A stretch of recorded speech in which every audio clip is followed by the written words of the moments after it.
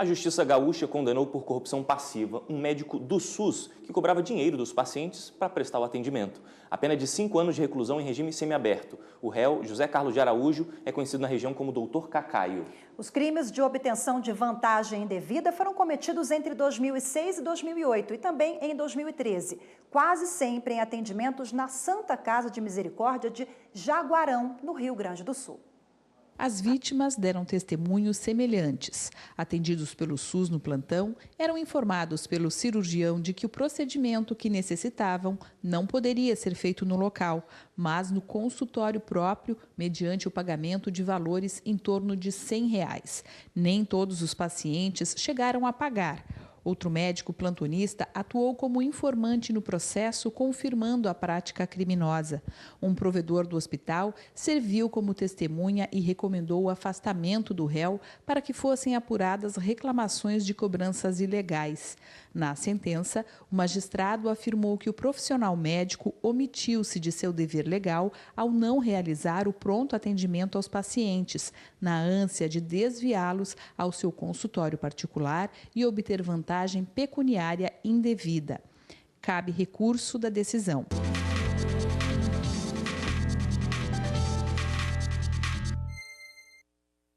E vamos continuar nesse assunto e para isso está aqui na bancada do Jornal da Justiça a advogada Thaís Maia, que é especialista em saúde. Boa tarde, obrigada. Boa tarde, obrigada.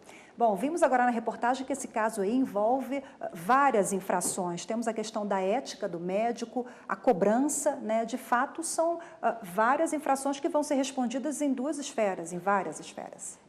Exatamente. Essa situação ela vai ensejar, vai demandar aí várias ações, né? A gente tem um aspecto penal de corrupção passiva.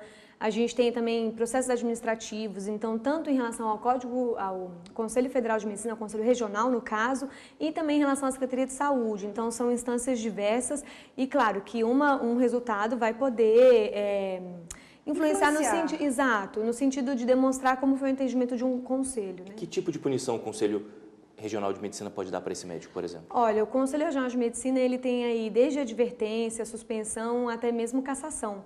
Né? A cassação do registro médico é a maior penalidade, mas não, é um pouco incomum, né, que se casse médicos. No ano de 2016, se eu não estou enganada, foram de 4 ou 6 cassações no Brasil todo. Né? Então, é um processo que é moroso, um processo administrativo que é um pouco demorado. Porque é a punição máxima, né? É a punição máxima, exato. E aí existe um certo corporativismo também, pode existir ou não, né? Mas, agora, como coibir essa relação? Essa relação, no caso, entre o paciente e o médico, né? Porque às vezes o paciente, no caso concreto que vimos aqui na reportagem, ele não sabe, ele foi induzido ao erro. Olha, esse procedimento não faz aqui, faz na minha clínica. O médico diz que não pode, Exato. A pessoa está ali naquele momento, né? Então, o ideal, assim, primeiro é que o próprio profissional médico tenha essa noção do que ele pode e o que ele não pode fazer. A partir de que momento ele vai estar infringindo a ética, né? Então, se ele, às vezes, não tem essa noção, a gente pode investir, por exemplo, treinamentos, cartilhas, né? Essa questão da ética é realmente muito importante e ela deve ser sempre relembrada. O Conselho Federal de Medicina, a gente pode dizer que é um conselho muito atuante nesse aspecto. Então, são muitas resoluções todos os anos, pareceres. Então, realmente tem que ter aí uma reciclagem nesse aspecto, né? Agora, claro, nessa situação em específico, aparentemente, parece que o médico estava agindo com um certo dolo, né? Então...